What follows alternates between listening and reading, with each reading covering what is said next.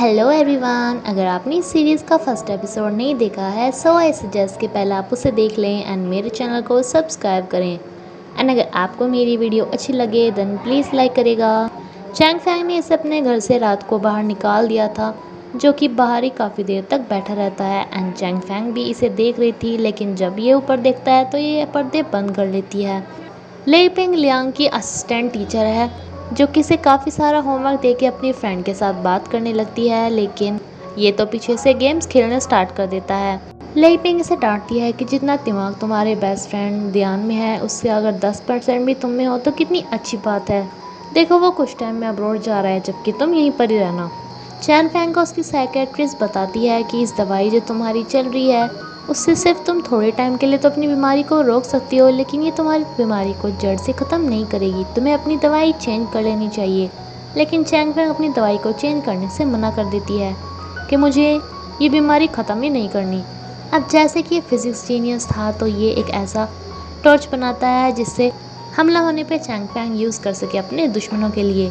जिस लड़की ने चैंग फैंग के ऊपर पहले भी हमला किया था, अब की बार ये एक लड़के के साथ इसके ऊपर हमला करने के लिए आ जाती है, लेकिन मेन मौके पे फिर से ध्यान आके इनसे बचा लेता है, जिसे इस चक्कर में चोट भी लग जाती है। ध्यान इसे बताता है कि वो दोनों मुझे पता चल गया है, मैंने पुलिस से पूछताछ की, उन्होंने बताया कि वो तुम्हारे उस एक्स बॉयफ्रेंड के फैंस हैं, जिन्हें ये बात पसंद नहीं आई कि तुम उसकी गर्लफ्रेंड थी, इसलिए तुम्हारे ऊपर अटैक किया जा रहा है।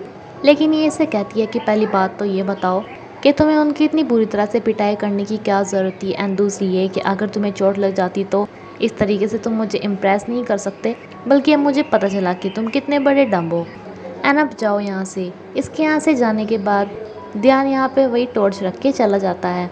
चैन फैंग की सभी फ्रेंड्स वगैरह फ़ोन में देखते हैं कि ये बात वायरल हो रही है कि कल रात को एक्टर ज़ाओ याओ की रह चुकी एक्स गर्लफ्रेंड के ऊपर उसके फैंस ने हमला कर दिया, जिसकी वजह से ज़ाओ याओ अपने असिस्टेंट के साथ यहाँ पे माफ़ी मांगने के लिए भी आता है। चैंग चैंग इससे पूछती है कि तुम यहाँ पे क्या कर रहे हो, तो ये कहता है कि ये मेरी जिम्मेदारी है ना, कि मेरी वजह से तुम्हें हर्ट हुआ। एंड इसकी असिस्टेंट, जो कि शायद अपने एक्टर को लाइक करती है, ये काफ़ी ज़्यादा चैंग फैंग से चिढ़ती है, जो उससे कहती है कि तुम्हें हमारी पहली दोस्ती का भी ध्यान रखना चाहिए, इतनी रूडली से मत बात करो। चैंग फैंग इसे कहती है कि मैं तुम्हें याद दिलाऊं क्या कि हमारे बीच में क्या हुआ था। ये असिस्टेंट चैंग फैंग की मॉम के बारे में कुछ गलत बोलने वाली थी कि मैंने सुना है तुम्हारी मॉम, लेकिन इससे पहले कुछ बोल पाती चैंग फैंग इसके मुंह पे पानी फेंक के मारती है, जिसके बदले में इसे चाटा मारने वाली थी, लेकिन सावजाओ इसे पकड़ लेता है। एंड जब ये सब कुछ ध्यान देखता है तो ये तो गुस्से में इतनी ज़ोर से आता है कि बेचारे इस एक्टर को भी नीचे गिरा देता है। इसके असिस्टेंट का गुस्सा और बढ़ पाता है, इससे पहले ही इसका एक्टर इसे लेके यहाँ से चला जाता है। चैंग फैंग इसे डांटती है कि तुम्हें सिर्फ एक ही काम रह गया क्या, कि मेरी प्रॉब्लम्स को बढ़ाने का, लेकिन ये इसे कहता है कि नहीं, मैं तो तुम्हें प्रॉब्लम सॉल्व करना चाहता हूँ। चैंग फैंग इससे लाइटर मांगती है स्मोकिंग करने के लिए, जो कि इसके पास नहीं था, तो इसे कहती है कि देखो तुम कितने छोटे बच्चे हो जिसके पास लाइटर तक नहीं, एंड तुम मेरे बॉयफ्रेंड बनने को बोलते हो। ये इसे कहते हैं कि अगर तुम्हें बैड बॉयज़ पसंद है तो मैं वो भी बन सकता हूँ, जिस पे कि चैंग फैंग इससे एक बेट लगाती है कि ठीक है, मैं तुम्हें कल का दिन देती हूँ, अगर तुम मुझे इम्प्रेस कर पाए तो मैं तुम्हारी गर्लफ्रेंड बन जाऊँगी। ये भी खुशी खुशी चला जाता है। कल ही के दिन इसके कॉलेज में बहुत बड़े प्रोफेसर आने वाले थे, लेकिन अभी तो इसे सिर्फ डेट पे जाना था, जो कि इतनी मुश्किल से इसे मिल पाया था। जब ये चैंग फैंग के पास रिक्वेस्ट सेंड करता है तब की बार वो इसकी रिक्वेस्ट एक्सेप्ट कर लेती है। एंड ये इसे मैसेज करता है कि 8 बजे इनका डेट स्टार्ट हो जाएगा, रात के 8 बजे तक, क्योंकि चैंग फैंग ने इसे पूरे 12 घंटे दिए थे। लेकिन नेक्स्ट डे जब ये तैयार होकर निकलता है तो सबसे पहले इसकी मॉम इसे टोक देती हैं कि तुम्हें मेरे साथ खाना खाना होगा। इसका काफ़ी टाइम वेस्ट करवा रही थी, लेकिन अभी ये ने बोल के चला जाता है कि हमारे कॉलेज में ना बहुत बड़े प्रोफेसर आए हुए हैं तो मुझे वहाँ पे जाना है।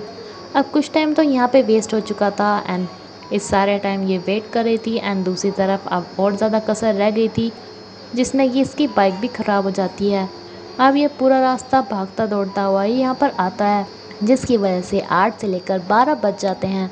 कैफ़े पहुँचने में इसे चैंग फैंग नहीं मिलती, जिस पे इसे काफ़ी ढूंढता है, एंड एकदम से ये आ जाती है, जिसे एक्सप्लेन करना चाहता था कि ये कैसे लेट हुआ, लेकिन ये इसे कहती है कि कोई बात नहीं, प्लान हुआ था कि हम 12 घंटे तक एक साथ होंगे, जिसमें से 3-4 घंटे तो चले गए हैं, बट बाकी दिन अब भी तुम्हारे पास है, लेकिन सिर्फ आधा, और अगर तुम गिव अप करना चाहती हो तो अब भी चलेगा। लेकिन ये इसे लेकर चला आता है खेलने के लिए।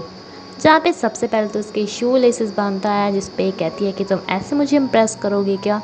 ये इससे पैड लगाता है कि देखो, अगर मैं जीत गया ना, कि अगर मैं जीता तो तुम्हें 1 घंटा मुझे एक्स्ट्रा देना होगा, एंड अगर मैं हारा तो 1 घंटा कम हो जाएगा। एंड इस खेलने खेलने के बीच में ये दोनों रोमांस भी करते हैं, मतलब कि ध्यान ही रोमांस करता है, ये तो खड़ूस ही है। एंड ये तीनों मैच जीत भी जाता है ना। ये कैट से मिलने के लिए जाते हैं बिकॉज इसे लगता है कि चैन फैंग को कैट्स बहुत ज़्यादा पसंद है। ये एक रेस्टोरेंट में भी जाती है जहाँ का ओनर इसकी फ़ोटो क्लिक करता है, लेकिन ये ध्यान इनसे ये पिक भी अपने पास ले लेता है। एंड शायद चैंग फैंग से थोड़ी थोड़ी इम्प्रेस तो हो रही थी। यहाँ से निकलते हुए इसे लग जाती है चोट। चैंग फैंग इसे हॉस्पिटल ले जाने को कहती है एंड ये कहता है कि नहीं, मुझे अपना टाइम वेस्ट नहीं करना, बट ये फिर भी इसे लेके चली जाती है। चैंग फैंग इसे कहती है कि चलो अब तुम आराम करना, लेकिन ये कहता है कि नहीं, अभी तो मुझे तुम्हें एक अलग जगह पे लेके जाना है। ये एक इसे बहुत प्यारी सी जगह पर लेके आता है एंड इसे कहता है कि भले तुम्हारे अंदर मेरे लिए अभी फीलिंग्स ना हो, लेकिन हो जाएगी, क्या तुम ये विंटर मेरे साथ स्पेंड कर सकती हो। लेकिन ये इसे कहती है कि बस एक विंटर ही, तुम्हें क्या लगता है कि हम दोनों कितने टाइम एक साथ रह सकते हैं। ध्यान इसे कहता है कि मुझे लगता है कि हम दोनों ही ना काफ़ी ज़्यादा यूनिक हैं, हम दोनों में काफ़ी सिमिलैरिटीज़ हैं जो कि बाकी सबसे अलग हैं, एंड हम दोनों ही अकेले हैं, इसलिए काफ़ी टाइम तक एक साथ रहेंगे, इसलिए प्लीज़ मुझे खुद को जानने का एक मौका दो। लेकिन ये इसे कहती है कि मुझे जानने का मतलब है मेरी प्राइवेसी में झांकना, मुझे डिस्टर्ब करना। मेरे मना करने के बाद भी तुम मेरे पीछे पड़े हुए हो, मुझे ये सब बिल्कुल भी पसंद नहीं है। एंड ये ध्यान की सजाई हुई इतनी प्यारी सी जगह, एंड ध्यान दोनों को ही रिजेक्ट करके यहाँ से चली जाती है। ध्यान के कॉलेज में कंपटीशन होता है, लेकिन इन्हें कोई भी डांसर टीचर नहीं मिल रही होती, तो ये सभी लेपी को रिक्वेस्ट करते हैं जो कि इनकी टीचर है कि क्यों ना आप चैंग फैंग से बात करो एंड वो हमें सिखाने के लिए आए। ये चैंग फैंग को रिक्वेस्ट करने के लिए चली आती है कि प्लीज़ हमारे ग्रुप की मेंटोर बन जाओ, लेकिन ये इसे मना कर देती है। पीछे से ही इस जगह पे एक और ग्रुप प्रैक्टिस करने के लिए आ जाता है, जो कि इनके ग्रुप के साथ लड़ाई कर लेता है कि यहाँ पे हम प्रैक्टिस करेंगे, यहाँ पे हम प्रैक्टिस करेंगे। अब ये मामला टीचर्स के पास पहुँच जाता है, जो कि दूसरे ग्रुप वाले टीचर इनके ग्रुप के टीचर को डांटती है कि तुम इतनी लापरवाह कैसे हो सकती हो कि अपने बच्चों को छोड़कर कॉलेज से बाहर चली गई थी। लियांग कहता है कि लड़ाई तो हमारी हुई है, तो आप हमारी टीचर को क्यों डांट रही हो। लेकिन टीचर इन सब की जिम्मेदारी अपने ऊपर लेती है एंड इस दूसरी टीचर को भी डांट देती है। इस बात से खुश होकर लियांग तो इसे उठा ही लेता है एंड भूल जाता है कि ये इसकी टीचर है। लेकिन अब इन्हें एक डांसर की तो ज़रूरत थी ही, इसलिए सभी के सभी अब चैंग फैंग के पास पहुँच कर रिक्वेस्ट करते हैं कि प्लीज़ ये इन्हें डांस सिखाए, जिस पे अब की बार तो ये मान ही जाती है। इनके ग्रुप को डांस करते हुए एक दूसरी टीचर भी देख रही थी, जो अचानक से गिर जाती है, जिनकी ये सभी हेल्प करते हैं एंड कुछ टाइम बाद ही यहाँ पे चैंग फैंग आ जाती है, जो कि जब यहाँ पे देखती है कि ध्यान भी इसी ग्रुप का हिस्सा है, तो इनको तो लगता है कि शायद अब ये इन्हें ना सिखाए, लेकिन इसे इस बात से कोई फ़र्क नहीं पड़ता। ये इनसे कहती है कि पहले तो तुम सब मुझे अपना अपना टैलेंट दिखाओ, फिर मैं देखूंगी कि कौन सा बंदा किस टाइमिंग पे आएगा। जहाँ पे जब ये प्ले करता है तो चैंग फैंग सोच रही होती है कि तुम्हें क्या पता मेरी लाइफ में क्या कुछ बीता हुआ है, बट फिर भी पता नहीं क्यों हमेशा इत्तेफाक से मैं तुमसे ही मिल जाती हूँ। ऐसा लगता है कि मैं जहाँ भी जाऊँगी मुझे वहाँ पे तुम ही मिलोगे। ये टीचर जो कि अभी नीचे गिरी थी, जब चैंग फैंग कभी डांस करती थी तो ये इसी की टीम में रहती थी, जिसे कि चैंग फैंग को यहाँ पे डांस करते देख काफ़ी ज़्यादा गुस्सा आता है, लेकिन ये टीचर के सामने इसकी काफ़ी तारीफ़ करती हैं। चैंग फैंग का जब कॉलेज से जाने का टाइम होता है तो यहाँ पर कॉलेज में बेल बजने लगती है, लेकिन ध्यान को याद आता है कि जब ये दोनों कमरे में बंद हो गए थे तो ये काफ़ी घबरा के बोल रही थी कि क्या तुम्हें बीपिंग की आवाज़ आ रही है। ध्यान को लगता है कि कहीं वो इस आवाज़ से फिर से उस ट्रोमा में ना गई हो, एंड होता बिल्कुल ऐसा ही है। ये इससे काफ़ी ज़्यादा घबरा के नीचे गिरने ही वाली थी कि ध्यान इसे आके बचा लेता है, लेकिन ये खुद चोटिल हो जाता है। चैंग फैंग इसे डॉक्टर के पास लेके जाने वाली थी तो अभी और ज़्यादा नाटक करता है कि मुझसे तो चला भी नहीं जाएगा, मुझे तुम्हारी सपोर्ट की ज़रूरत पड़ेगी। अब ये इसकी बीमारी के बारे में सर्च करने लगता है कि कैसे इसे किस तरीके से ठीक किया जाए।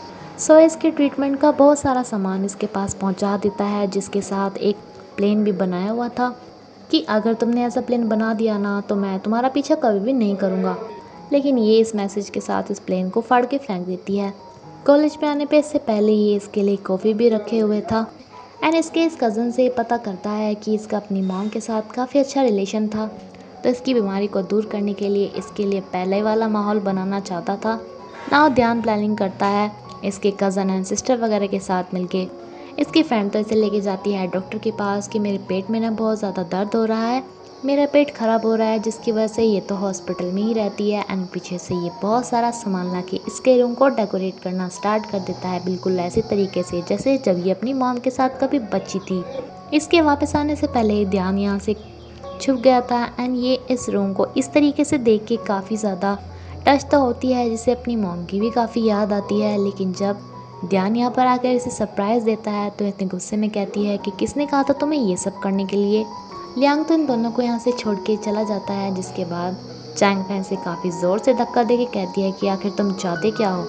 एंड इसी के साथ ही एपिसोड यहीं भी ख़त्म होता है फ्रेंड्स। अगर आपको मेरी वीडियो अच्छी लगी देन प्लीज़ लाइक करेगा। Thank you.